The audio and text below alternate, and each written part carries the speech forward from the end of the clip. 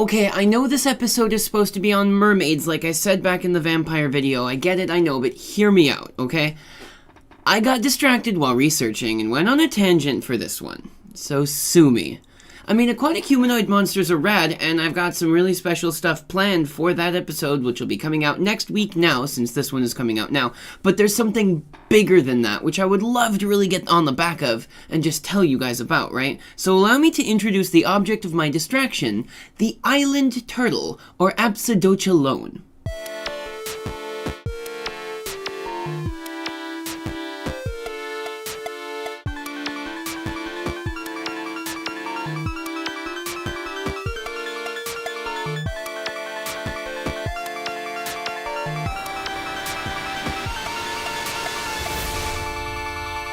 So let's go straight for the pop culture and mythology references for this one, right? The Apsodochelone is a mythological sea creature, most oftentimes a turtle, but sometimes things like a fish, or a whale, or even sometimes a woman, which is weird. But anyway, that's massive enough to be mistaken for an island or other landmass. And this piece of myth is older than dirt, and shows up in pretty much every culture that's even remotely near a sea and their folklore.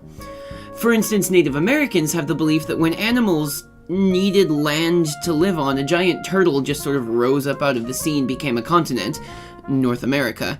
And there are some accounts that say the entire world is just one big turtle in a vast, infinite sea. So that's interesting. In the Philippines, there's an island called Bohol. Bohol? I don't know how to pronounce it in any applicable language there. But anyway, legend says that it came about because there was a woman that was falling from the sky and she needed a place to live, so a turtle popped up, and it was big and it was an island, and she fell onto the island and she lived there.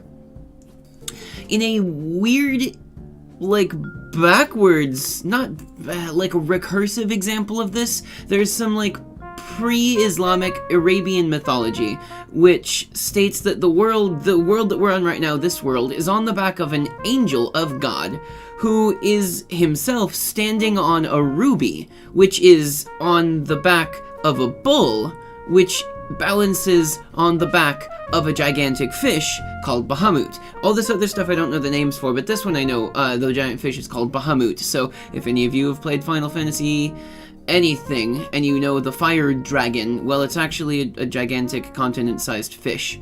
But anyway, if the fish is big enough to support a bull, a huge ruby, an angel, and a planet, it's safe to say that it's a pretty massive fish. And in another, like, episode of Mind Screwery, this fish is swimming in an infinite astral ocean.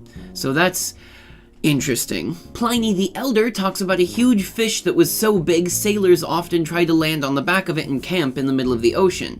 And this actually is the direction that we're going to go from here. There was an early tale in the 1001 Arabian Nights where Sinbad the sailor and his crew land on the back of a whale, essentially. It's been just chilling on the surface for long enough that, like, weird exotic plants and fruits started to grow on its back. And so Sinbad's crew, they get up on there and they start, like, picking the fruit and all that. But then the whale wakes up and starts to dive, and everyone except for the titular Sinbad, who has the worst luck of any person ever, escapes. But then Sinbad is lost at sea for years and years and years because of this stupid whale, right? In fact, the concept of the turtle island got co-opted by the Christians as well. The early Christians who really liked to try to make everything into a morality play. And it's, fuck, I can't deal with it. But, like, so here's the thing, right? There's the tale of Jonah, who gets swallowed by a large fish, which wasn't a whale. They said it wasn't a whale. In the Bible, they just said it was a large fish. So, anyway, he gets swallowed by a large fish and lives for a prolonged period at sea inside the belly of this fish, which means that it's a decently large fish with an inside big enough to live inside and had somehow gotten oxygen in there as well. And the whole story is just ridiculous, and anyone who believes that somebody could live in the belly of a fish for any amount of time at all is ridiculous. But anyway, they have this tradition where they take monsters and then jam some fucking allegory shit into their gullets, and then that's how they have their opportunity to tell stories that keep the attention of the stupid people, but still try to impart their wisdom, their morality on it. So the allegory for the turtle in this case is that the turtle island is actually Satan himself somehow. Now hear me out on this, because it's ridiculous, but here we go. Some sailors see an island, so they park their boat and they get ready to cook some food. And then they light a fire on the island in order to cook that food, but then, feeling the fire on its back, the monster submerges and drags the ship and the sailors with it, who had, like, tied their ship to the landmass like one does, down into their doom. The island is the devil because it tricks people into trusting him so that he can drag them down. I mean, this isn't the focus of the video, but the main problem with this allegory is that neither the turtle nor the sailors are even aware of each other at all. The sailors assume that the thing that looks like a landmass is in fact a landmass, because what else would it be?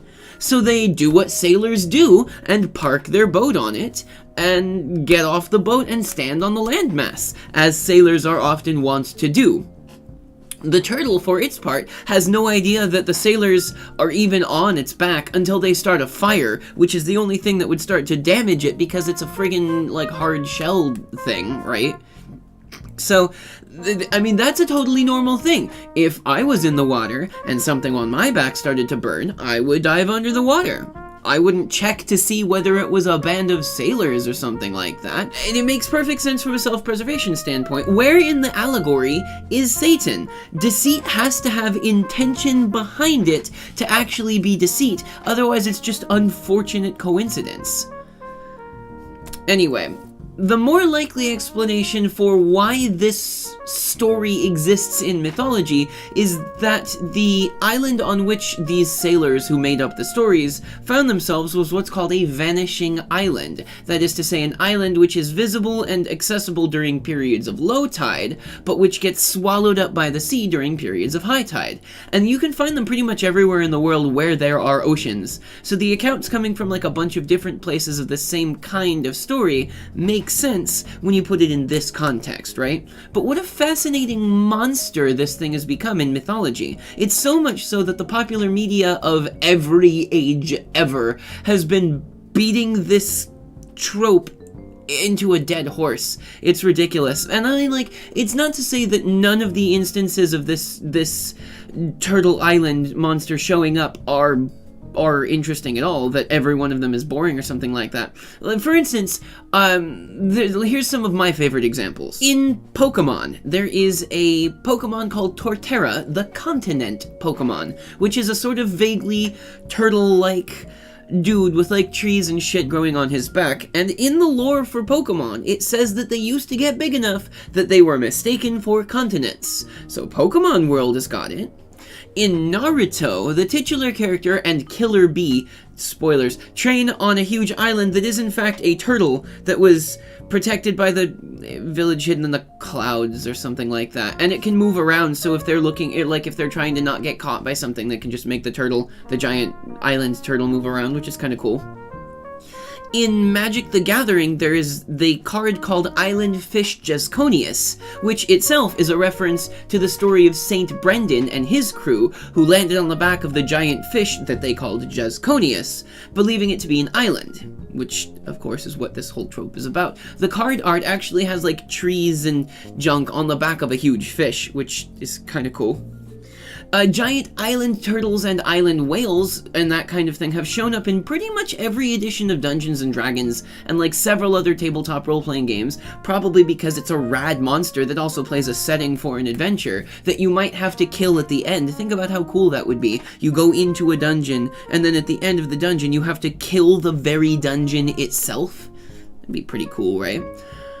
In Majora's Mask, there is a big, like, island turtle thing, which, by extension, shows up in Super Smash Bros. Melee as well as the stage Great Bay, where this big turtle acts as, like, a vehicle and a little talking point for Link to get to one of the dungeons in Great Bay, but he's massive enough to carry Link around. might not necessarily be big enough to be an island or a continent, but it still counts. In Katamari Damacy, which is just a mindfuck of a game, if you've never played it, go play it. It's crazy weird. But in Katamari Damacy, when you get big enough, because like you roll around and you collect objects until you get bigger and bigger, so you can start collecting things like continents. And when you get that big, the continents, some of them will start trying to like run away from you, and that's because in fact in the Katamari Damacy universe, the continents are turtles. Because of course they are. Why the fuck wouldn't they be? Let's see. In World of Warcraft, there is the Pandaren race, the race of, like, people who look vaguely like Jack Black from Kung Fu Panda. And there's an entire, like, storyline based on this land area on the back of a giant turtle whose life your character has to save. That giant turtle landmass comes back later as, like, the guild hall or organization hall or something like that for the monk character class during this most recent expansion, which is kind of interesting.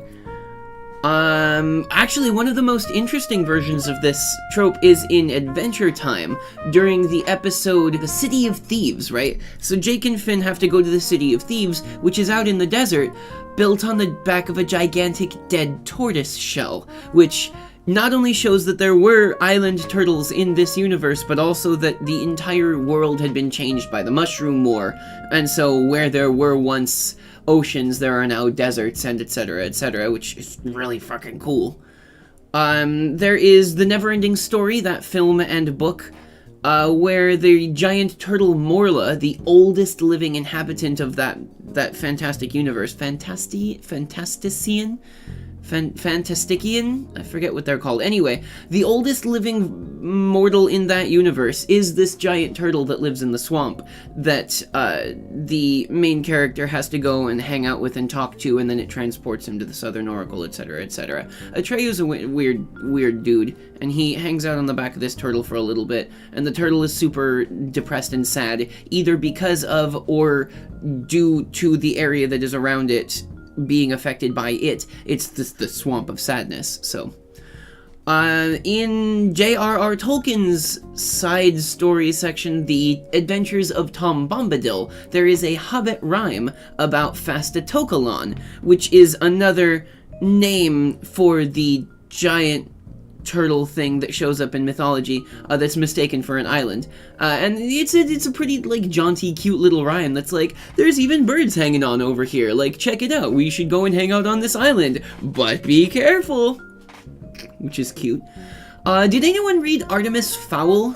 I don't even know if Artemis Fowl showed up in any other kind of media except for these books, but there's a series of books called Artemis Fowl, and in one of them, the Time Traveler, it's something about time, there is a creature called the Kraken, which isn't in fact a giant squid or anything like it, but is in fact a giant barnacle, inside of which you could put a couple Olympic stadiums, because that's how big they are. So they're a gigantic living organism that has land mace to it. I mean, this trope extends so far that there are even real-life examples of turtles who have, like, algae and minor plant life that grow on their backs, though they're not even nearly big enough to be considered big, let alone continent-sized.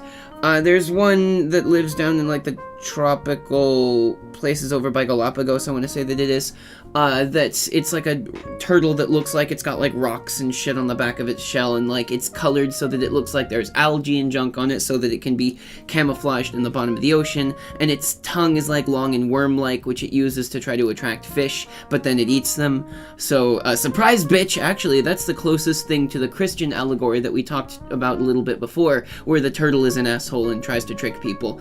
But, you know, that's kind of how it goes, right? But fortunately, we, as smart people and members of the scientific community, know better than to make the mistake of thinking that land masses are turtles. No. We know that the entire world is balanced on the back of a turtle, and the entire world is a disc, because of course it is. Oh, no, don't get into that stupid tautological, well, what's holding the turtle up if the world is balanced on the back of a turtle? It's turtles all the way down, baby. So thank you guys very much for watching. I hope that you enjoyed this episode. If you did, the like and subscribe buttons are waiting just below the surface of the water to trick you into thinking that it's a landmass. You can also follow my socials. It's the Facebook and Twitter that are down in the description box. And if you feel like doing so, you can throw some support my direction at the Patreon link that's there as well, and help me keep making videos where I talk about dumb mythology shit like this. Thank you guys very much for watching, and I'll see you next time.